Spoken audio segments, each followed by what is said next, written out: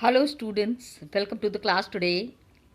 So, children, we are carrying on with the second chapter, Sectors of Indian Economy.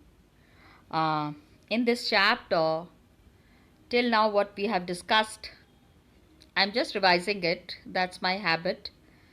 Uh, Make it on the board. I was not able to use it because certain points are there that I needed you to mark it in the book itself. Book में कुछ चीज़ों को mark करना बहुत ज़रूरी है. For that purpose what did I do that I am carrying on with this process from last 2 days. Okay. Today's day, the points that you will be marking, children, it is something that is very important. आपको ये mark करना बहुत ज़रूरी है. Then only you will be able to understand कि how the changes are happening and how the Indian economic sectors are working. When we are talking of economic sectors, we are talking of primary, secondary and tertiary. लेकिन अब जो हम बात कर रहे हैं, ठीक है, maximum people are involve in the primary sector as we have already discussed. ज़्यादातर लोग प्राइमरी में इन्वॉल्व क्यों हैं? Why are the people involve in primary? Majorly people are involve in primary sector क्योंकि एग्रीकल्चरल सेक्टर है. कुछ काम अगर नहीं आता है, कुछ काम अगर नहीं कर पा रहे हैं, तो प्राइमरी सेक्टर में तो काम कर ही सकते हैं, एग्रीकल्चरल सेक्टर में काम कर ही सकते हैं. That is there. तो हियर वी आर सीइंग. लेकिन now the people who are working in the tertiary sector, please understand that tertiary sector, the people who are working, they are working to such an extent, इतने हद तक का काम कर रहे हैं that organised and unorganised में we need to understand the difference. Organised हमने कल 2 एग्जाम्पल्स डिस्कस किए थे. एक तो हमने डिस्कस किया था कांता का example. One, we have discussed the example of Kanta, and another we discussed the example of Kamal. Kamal और कांता का एग्जाम्पल जब डिस्कस करते हैं तो Kanta is working in the organise sector. बहुत फायदे हैं. देखो, ऑर्गेनाइज सेक्टर तो ऑर्गेनाइज्ड है, as the word itself has got the meaning, organised है. वहां पे काम करके फायदा ही होगा, नुकसान तो नहीं होगा, that is for sure. And Kanta is working in the organized sector. She's getting her salary regularly, and at the end of every month, खाली salary ही नहीं, she is also getting provident fund. Organized sector का the biggest benefit is getting the PF, provident fund, जैसा कि the rules have been laid down by the government. And government sector है ना, तो वहाँ पे बेईमानी बिल्कुल नहीं चलती है. Things are very transparent and people are very happy. सबसे बड़ा फायदा यही है. अब सैलरी रेगुलरली मिल रही है, at the end of month मिल रही है, and medical facility she is getting, and she is also getting other allowances. बाकी के फायदे भी इनको मिल रहे हैं. कांता जो है संडेज को ऑफिस नहीं जा रही है. एक दिन one day when she is not going to the office, तो she is being paid for that. It's a regular job. So it's a paid holiday. जब ये ज्वाइन कर रही है, व्हेन शी ज्वाइंड वर्क, तो she has got an appointment letter. Appointment letter में सारे terms and conditions हैं. काम करने के सारे टर्म्स एंड कंडीशंस है. All the terms and conditions are there, how the people need to work. Got it? Kamal जो है, अब on the other hand, Kamal is living in Kanta's neighbour and daily wage labourer. रोज काम करते हैं, रोज पैसा कमाते हैं. नियर बाय, पास में एक परचून की दुकान है. परचून की दुकान मीन्स दाल चावल अवल सारा मिलता है. तो शॉप में जा रहा है वो 7:30 in the morning and 8 PM in the evening. 12 घंटे का काम है. 12 hours is a long hour. इसके अलावा कोई फ़ायदा भी नहीं मिल रहा है. He is not getting any allowances. Please see it is clearly mentioned here. He is not paid for. जिस दिन काम पे नहीं जाएंगे उस दिन का पैसा भी कटेगा. He does not work. तो इस इनके पास ही हैज़ देयरफॉर कोई भी लीव नहीं है, कोई भी पेड हॉलीडेज नहीं है, एंड ही इज़ कोई फॉर्मल लेटर भी इनको नहीं मिला है. ठीक है. He has been employed in the shop and he can be asked. कभी भी एम्प्लॉयर उनको लीव करने के लिए कह सकते हैं कि he can just leave and he can just go to some other job.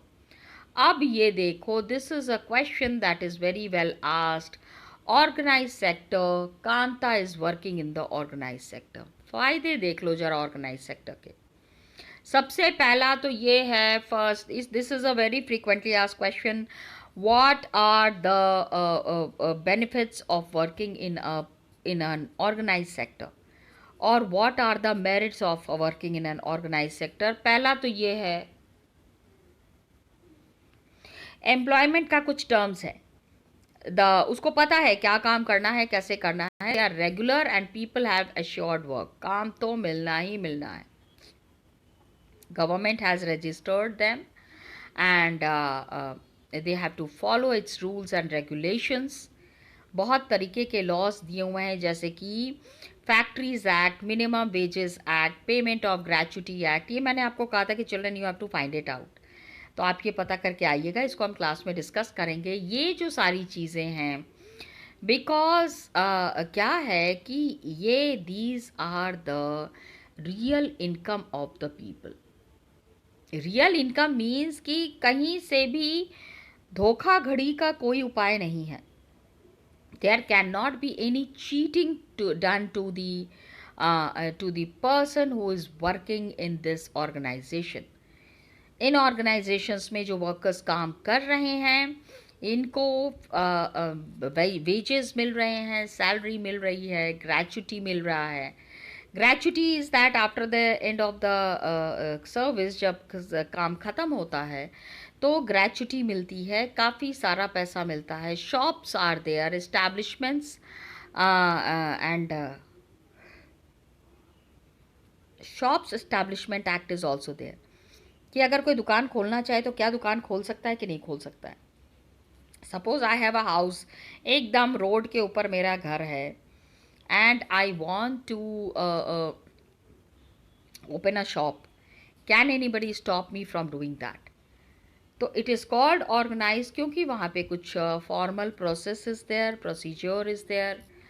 अब कुछ लोग जो हैं इसमें, सम ऑफ दीज पीपल, हो सकता है they are not employed, they may not be employed by anyone, लेकिन अपने आप काम कर सकते हैं. They can work on their own, and government के पास they are registered. They have to follow the rules and regulations.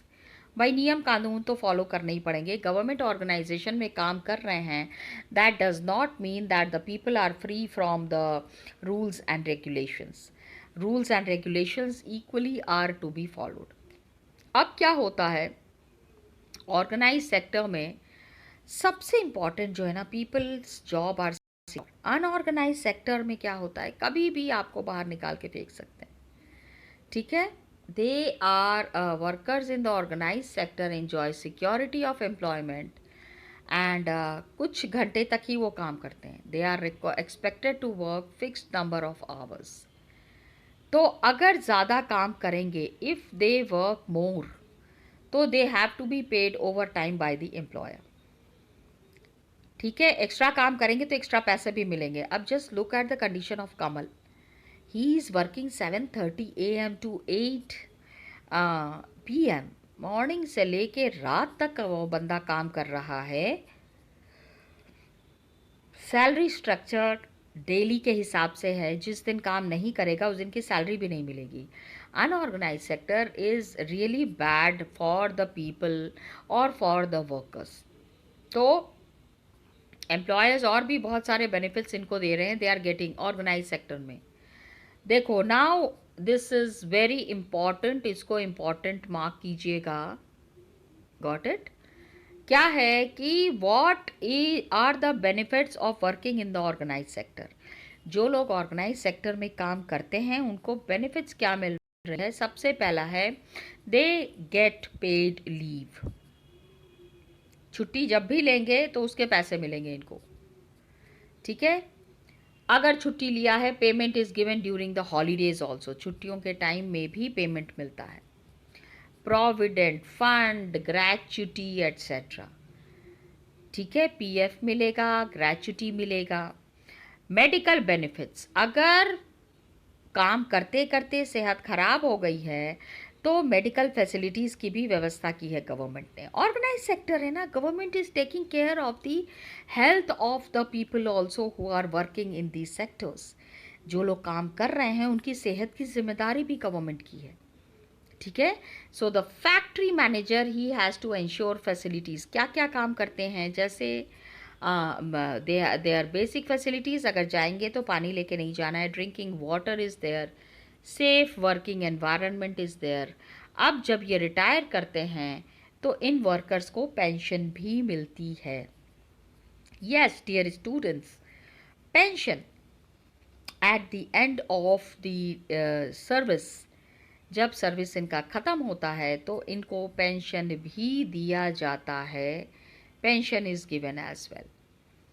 अब दिस कितना है ना, मेडिकल से लेके इसमें वन थिंग इज मिसिंग, पता है, every 2 years the employers also get LTA, ठीक है। That is leave for travel, leave travel allowance, ठीक है। ट्रैवलिंग के लिए भी आप कहीं जाइए, घूम फिर के आइए, because you are continuously working. So when you are continuously working with that mindset, it is very difficult at times to manage the things. So safe working environment is needed. Workers get pensions as well. In workers को pension भी मिलता है। अब इसके opposite, in contrast, हम किसके बारे में बात कर रहे हैं? कांता का बात कर लिया। She is such a benefited person, कितना फायदा मिल रहा है को, ठीक है। अब कमल क्या है? Kamal is working in the unorganise sector and unorganise sector is characterised by small and scattered units. बहुत छोटे छोटे पार्ट्स में unorganized sector is characterized. These are small units and scattered units. अब क्या होता है? largely outside the control of the, ये सारी चीज़ें जो हैं, all these things are largely outside the control of the government and rules and regulations are there, लेकिन follow नहीं होते हैं। government have made rules and regulations for the unorganise sector also, लेकिन लोग उसको फॉलो नहीं करते हैं। People do not follow, jobs here are low paid, बहुत कम पैसे मिलते हैं लोगों को, कभी कभी इट्स नॉट रेगुलर ऑल्सो। तो like Kamal, look at the hour of work that is involve, कितनी देर तक वो काम कर रहे हैं, and there is no provision for over time extra काम जो कर रहे हैं, no money is given for that. Paid leave अगर छुट्टी लेके घर में बैठे हैं तो पैसा कटना ही कटना है, money has to be deducted. Holidays are there, leave is there due to sickness etcetera, बीमार पड़ गए, अगर छुट्टी ले ली है तो सिर्फ पैसा कटने का ही उपाय है, no other way out. Employment is not secure also. The people employed, that is not secure. People can be asked to leave without any reason. निकल जाइए, thank you, कल से मत आइएगा.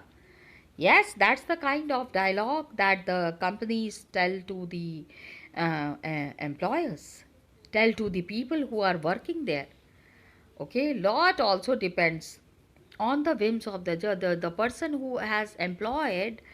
विम्स मीन्स जैसा उसकी मर्जी होगी वैसा ही करेगा वो। विम्स एंड फैंसीज जो है ना, मतलब सोच के हिसाब से, मस्ती के हिसाब से सारा काम हो रहा है। Large number of people are employed in this, काफ़ी सारे लोग। This sector includes a large number of people who are employed on their own, अपने से एम्प्लॉयड हैं, डूइंग स्मॉल जॉब्स जैसे कि selling on the street, doing repair work, minimal work, छोटा छोटा काम कर रहे हैं, बट देन कहीं ना कहीं पे तो जवाबदेही बन रही है. Got it? People are answerable. Farmers work on their own and hire laborers as and when they required. Farmers जो हैं अपनी ज़मीन पे अपना काम कर रहे हैं. If they are unable to work, they hire the laborers as, जब भी ज़रूरत पड़ती है तब laborers को hire कर लेते हैं. Okay? Now children, these questions that are there, we need to solve these questions. क्या है इसमें से? अनऑर्गेनाइज सेक्टर की एक्टिविटीज़ कौन कौन सी है? Which all are the unorganise sector? सबसे पहला है the teacher taking classes in a school. School का काम है तो इट्स ऑर्गेनाइज ना. So this is organise sector. Head load worker carrying a bag of cement on his bag in a market. ठीक है, सीमेंट की बोरी एक मजदूर कैरी करके लेके जा रहा है. तो सीमेंट की बोरी कैरी करके लेके जा रहा है.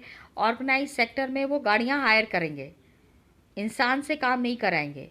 तो he is a daily wage earner, so he is working in to an unorganise sector. The head load worker, head load मतलब सर के ऊपर जो बोझा उठाते हैं, that is a head load worker. Okay, cement he is carrying on his back. Farmer is irrigating her field. अपने ज़मीन पे काम कर रहे हैं, किसी की मजदूरी नहीं कर रहे हैं. Working on the own field, of course it is organised. ठीक है, farmer is irrigating her field. तो this is definitely organised. Got it? When you work for somebody and you accept somebody's terms and conditions, that is where the unorganized system starts. But this is something very organized. Okay? Doctor in a hospital treating a patient, एक patient का इलाज हो रहा है hospital में, तो organized होगा कि unorganized? It's organized. Daily wage labourer है, रोज काम करते हैं, रोज पैसा कमा रहे हैं, वर्किंग अंडर अ कॉन्ट्रैक्टर. एक कॉन्ट्रैक्टर के अंडर में डेली वेज लेबरर है, रोज़ आता है, रोज़ काम करते हैं, रोज़ पैसा पाते हैं. तो दिस इज़ अनऑर्गेनाइज्ड. ओके, इसके बाद factory worker going to work in a big factory. किसी बड़ी सी फैक्ट्री में कोई फैक्ट्री वर्कर काम करने जा रहा है. What is that? इसके बाद the last one is the handloom weaver working in her house. हथकरघा उद्योग में फैक्ट्री वर्कर बिग फैक्ट्री में जा रहे हैं तो ऑर्गेनाइज्ड ही है ना. बड़े बड़े फैक्ट्री जो है वो ऑर्गेनाइज्ड होते हैं. देन हैंडलूम वीवर, हाथ से जो हथकरघा काम कर रहे हैं, वर्किंग इन हर हाउस, भाई घर में काम कर रहे हैं तो ऑर्गेनाइज्ड ही काम करेंगे. अनऑर्गेनाइज सेक्टर नहीं है, अपने हिसाब से काम करेंगे, किसी और के हिसाब से काम करने की ज़रूरत नहीं है. So we consider it as organised only. Talk to someone, किसी से आप बात करेंगे. ये क्वेश्चन बिल्कुल नहीं करना है. I do not want you to do this question. किसी से बात करने की ज़रूरत नहीं है. Please stay home, please stay safe. This is an activity that was planned at a time जिस समय की corona was not there. In today's time, in today's structure, आप बाहर जाके ये सब काम नहीं कर सकते हैं. ओके, अब this is another question which is frequently asked in the boards. How would you distinguish between organized and unorganized sector? Organized और unorganized sector को distinguish करना है, compare करना है. ये कैसे करेंगे? ये आप अपने हिसाब से you can do it on your own. Okay. अब नाउ वी आर सीइंग, नीचे में एक एक्टिविटी दी हुई है. We have to do this activity. Children, it's important. ये एक्टिविटी बहुत इम्पॉर्टेंट इसलिए है कि वी नीड टू अंडरस्टैंड कि how the organised and the unorganised sectors are working. Got it? तो workers in India are there who are working in the organised sector and in the unorganised sector. तो इसको ध्यान से पढ़ेंगे and missing data जो है उसको fill up करेंगे. and then the answers are questions. Answer the questions that are given below. You have to answer those questions. Okay. सबसे पहले तो ये देखते हैं प्राइमरी में 1 is total in percentage it is given here. Data किस तरह से दिया हुआ है ये दिया, it is all in percentage. Primary sector में organised you will not find any. Organise sector है ही नहीं. तो अनऑर्गेनाइज कितने टोटल 32 का 1%. ठीक है. We need to find it out. And unorganised में कितने लोग काम कर रहे हैं प्राइमरी सेक्टर. सेकेंडरी में 41% people are working in the organised and 70% are unorganised. यहाँ का टोटल भी दिया हुआ है. टर्शियरी में just see it is mentioned here and then you have to fill up these blanks. ये तो the activity that is there, the percentage of the people in the unorganized sector in agriculture. Agriculture में the unorganized sector is there. उसमें percentage of the people, कितने लोग unorganized sector में काम कर रहे हैं. We need to understand that. ठीक है. तो 232 का टोटल 232 है तो 1% निकाल देंगे, उसको माइनस करके whatever is there is the answer. Then primary secondary tertiary, यहाँ पे we will be doing the total of all these 3. Total इसका कितना आएगा चिल्ड्रन. 5 6 7 9 11 9 1 1 3 4 5. ठीक है. 519 टोटल 519 आ रहा है the GDP. And we have to calculate the percentage. तो वो परसेंटेज कैलकुलेट हो जाएगा because the GDP that is calculated is after calculating the primary secondary and tertiary sectors. तीनों सेक्टर को कंपेयर करके तीनों सेक्टर को देखने के बाद ही we are finding out the answer. We are giving the answer. Okay. अब do you agree that agriculture is an unorganise sector activity. Y. क्या सच में एग्रीकल्चर को हम अनऑर्गेनाइज कहेंगे. No children, it's not unorganised. It is unorganise इसलिए कह रहे हैं ना कि many a times the people are unable to manage the economy. पूरा इकोनॉमिक सिस्टम ठीक से काम नहीं कर पाता है, इसके लिए एग्रीकल्चर को क्या कहा गया है, अनऑर्गेनाइज सेक्टर कहा गया है. एंड पूरी देश को जब हम देखते हैं when we look at the country as a whole, तो हम देखते हैं -% of workers in India are in unorganise sector. Total हमको ये this first we have to find out the total here. ये टोटल निकाल के फिर इस ये परसेंटेज अलग करके we will be getting this percentage. Got it. It's very simple. हम टोटल तो यहाँ से हो जाएगा all the 3 sectors. The final ranking is given. ये final idea is given here. Total दिया हुआ है, इसमें से 82% अलग कर देंगे तो बाकी का जो है वो अनऑर्गेनाइज सेक्टर में आएगा. And organise sector employment is available to only what % of people. कितने लोग एम्प्लॉयड हैं in the unorganized sector, that would be very clear to you when we find the percentage from this total. Okay. ये activity we will be doing it in the class, we will be discussing it in the class, but if possible then please complete this activity. इस activity को आपको complete करना है. You may complete it after finish this chapter. उसके बाद भी आप कर सकते हैं, लेकिन ये वाली एक्टिविटी करना है बेटा. इसको you cannot leave it, you cannot manage to leave this. Okay.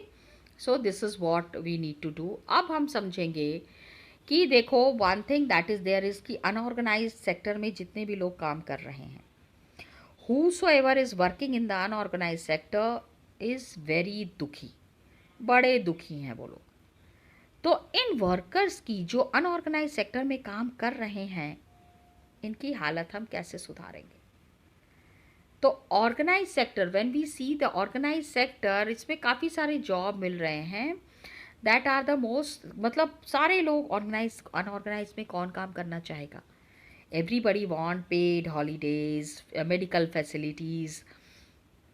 Facilities for the other things. काफ़ी सारी चीज़ों के लिए लोगों को बेनिफिट चाहिए, तो ये बेनिफिट छोड़ना चाहेगा. Nobody wants to leave this benefit. Okay. लेकिन employment opportunities are very less, बहुत धीरे धीरे, it is expanding very slowly. तो ऑर्गेनाइज सेक्टर एंटरप्राइजेस को it is also common to find many organise sector enterprises in the unorganise sector. Unorganise sector में भी बहुत सारे, द वे पीपल वर्क ना, ऐसा लगता है कि it is an organise sector. So इस तरह का they adopt such strategies to evade taxes and refuse to follow laws that protect the labourers. इस तरह का तरीका अपनाते हैं, दे अडॉप्ट सच स्ट्रैटेजीज कि टैक्सेस पे करने से वो बच जाएं एंड लॉज को वो फॉलो नहीं करना चाहते हैं दैट प्रोटेक्ट द लेबरर्स। जो लॉ लेबरर्स के फेवर में है उस लॉ को people do not want to follow. Unorganise sector कुछ ना कुछ तरीका निकाल लेते हैं, बचने का कोई ना कोई तरीका ज़रूर निकाल लेते हैं। इससे क्या होता है, large number of workers are force to enter the unorganise sector jobs. Organise sector में काम ही नहीं है, there are no employment opportunities in the organise sector. तो लोग क्या करेंगे, people are force to work in the unorganise sector, जहाँ सैलरी बहुत लो है, salary is very low and they are often exploited.